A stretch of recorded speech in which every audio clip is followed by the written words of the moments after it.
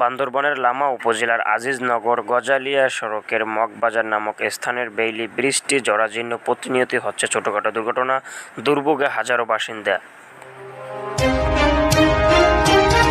আসসালামু আলাইকুম, আপনারা দেখছেন দর্পণ Bangla news 24.com online channel. আসসালামু আলাইকুম সবাইকে, দর্পণ বাংলা নিউজ 24.com এ স্বাগতম। আমি আছি মোহাম্মদ হাসান কাজী।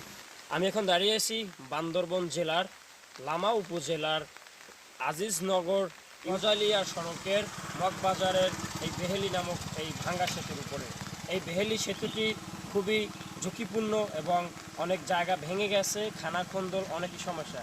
আমার এই পিছনে যে জায়গাটা দেখতে পাচ্ছেন, এটা একটা সেতু না যেন মরণ পাট। এখানে রয়েছে এই যে বিভিন্ন পাট, এই যে দেখতে পাচ্ছেন, এই যে গাছের পাটগুলো দিয়েছে এই সেতুতে। এই গাছের পাটগুলো অনেক এই মাথা থেকেও ভেঙে গেছে, অপর পাশ থেকেও আমরা দেখেছি ভেঙে গেছে, আরও বিভিন্ন জায়গায় ভাঙার অনেক স্থান আমরা দেখেছি। অতএব এই জায়গাটা থেকে গাড়ি যাতায়াতের অনেকটা ঝুঁকি, যে কোনো মুহূর্তে হতে পারে দুর্ঘটনা বড় সড়ো আকারে।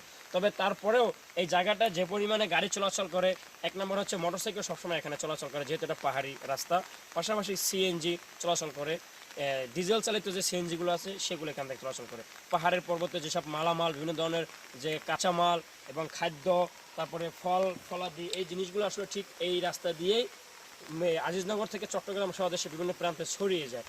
জায়গাটা হচ্ছে আজিজনগর থেকে গজালিয়া যাওয়ার সময় পুরো এই রাস্তাটা গজালিয়ার ভিতরেই পড়েছে।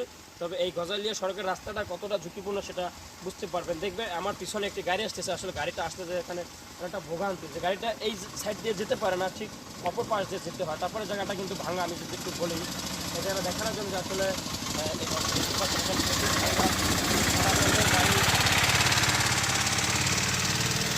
এখানে সাধারণ বিভিন্ন ধরনের গাড়ি চলাচল করে, তার পাশাপাশি মোটরসাইকেল দুর্ঘটনাটা এখানে হয়ে থাকে। আর যদি এখানে কোনো মানুষ অন্ধকারে যদি এখান থেকে যাতায়াত করে, তাহলে কিন্তু যে কোনো মুহূর্তে পা ফসকে বা পা ভিতরে গিয়ে লোকটি পা ভেঙে যেতে পারে, কিংবা পুরো মিলিয়ে নানান রকমের দুর্ভোগ। এখানে সচেতন মহল আছে, তাদের একটাই দাবি, তারা একটা কথাই বলছেন আমাদেরকে, যত দ্রুত সম্ভব এই সেতুটি উপযোগী করার জন্য।